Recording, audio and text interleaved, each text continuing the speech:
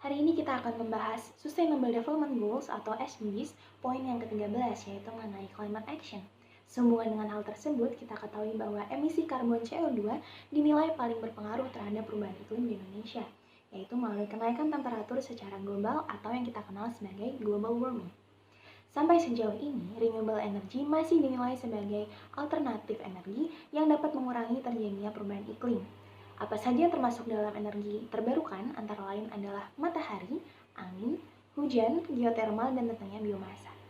Kali ini akan dipaparkan pemanfaatan renewable energy khususnya solar panel sebagai alternatif energi yang berpotensi mengurangi dampak emisi karbon terhadap perubahan iklim. Mari kita simak. Beberapa tahun belakangan, bumi mengalami kenaikan suhu yang cukup tinggi.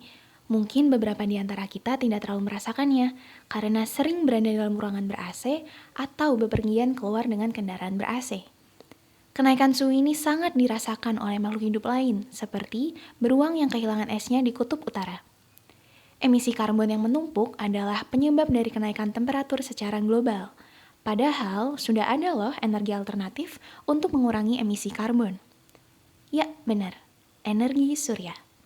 Yuk kita bahas lebih lanjut. Struktur dari solar panel berupa frame, glass, encapsulant, solar cells, backsheet, dan juga junction box.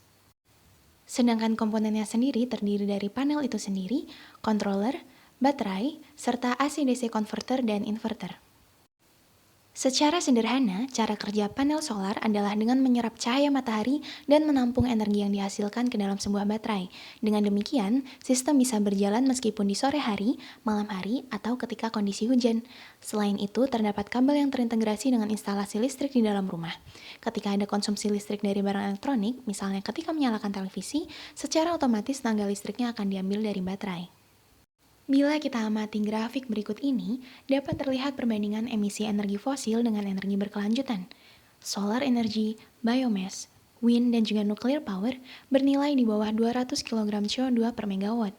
Sedangkan emisi energi fosil seperti lignit, hard coal, natural gas, dan juga oil bernilai di atas 400 kg CO2 per megawatt, bahkan mencapai 1.200 kg CO2 per megawatt. Pada beberapa negara telah terdata penggunaan energi surya dalam jumlah yang cukup tinggi, contohnya di China, US, Jepang, Jerman, India, Italia, United Kingdom, Spanyol, Prancis, dan juga Australia.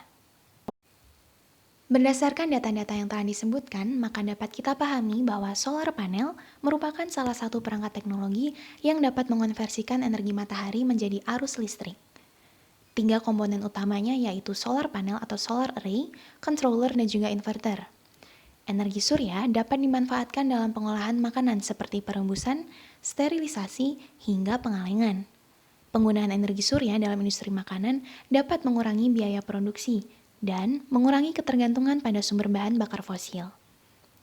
Penggunaan energi surya sebagai energi terbarukan secara signifikan dapat mengurangi penggunaan bahan bakar fosil, karena sistem pengoperasian energi surya ini tidak mengeluarkan emisi gas rumah kaca seperti karbon dioksida, sehingga lebih ramah lingkungan. Penggunaan energi surya ini diharapkan menjadi pengganti bahan bakar fosil yang dapat mengurangi efek pemanasan global dan sebagai upaya menghindari perubahan iklim. Akhirnya dapat kita simpulkan bahwa pemanfaatan energi matahari sebagai renewable energy memiliki potensi yang sangat besar dalam mencukupi kebutuhan energi di masa yang akan datang. Salah satu bentuk pemanfaatan energi matahari adalah penggunaan solar panel. Penggunaan solar panel sebagai alternatif energi memiliki efek ramah terhadap lingkungan karena dalam prosesnya tidak menghasilkan emisi karbon.